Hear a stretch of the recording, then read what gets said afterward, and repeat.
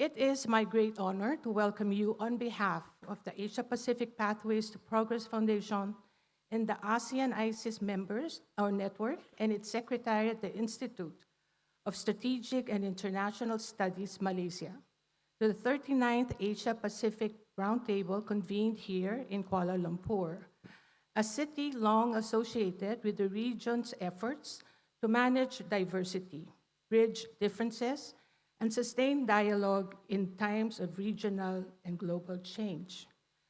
It is a fitting setting for our discussions at a moment when the region is confronted with one existential crisis after another, and a contested global order that is undergoing structural realignment due to strategic geopolitical and economic pressures, as well as the growing uncertainties over the norms and rules that have underpinned cooperation. For the countries of Southeast Asia, these global tensions manifest in concrete areas or ways through economic disruption, a crippling energy crisis, environmental stress, and the growing risk of escalation of conflict within and between countries, all of which narrow the policy space and complicate national choices.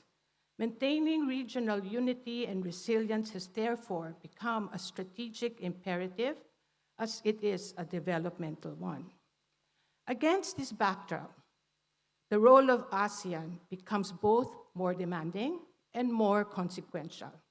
As a collective platform, ASEAN is expected not only to preserve cohesion amid diversity, but also to sustain strategic relevance in a region and global environment where power politics is intensifying and multilateralism is under strain. The conversations planned for the roundtable and this year's focus on accelerating agency and action speak to a shared recognition of the need for the ASEAN community to arrive at a common and informed understanding of international pressure points, as well as the vulnerabilities of regionalism, and to use this shared analysis to enrich and deepen the basis of ASEAN's unity of purpose.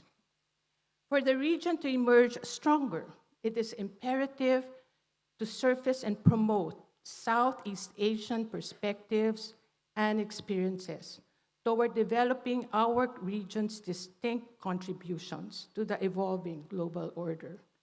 It is therefore appropriate for several of our discussions to turn inward and outward. The willingness to examine ASEAN's own mechanisms honestly and without complacency is not a sign of institutional fragility, but of maturity. It reflects an awareness that in a period of heightened global tension, institutional relevance cannot be assumed. It must be continually earned. Over the next 2 days, our exchanges will engage issues where the stakes are unmistakably high: strategic competition, economic breakdown, escalation of risks, and the narrowing space between principle and pragmatism. I invite you to approach these discussions with candor, humility, and imagination, recognizing that while clear solutions may be elusive, the quality of our collective reflection and action remains a strategic asset. It is in this spirit that I warmly welcome you. Terima kasih, maraming salamat.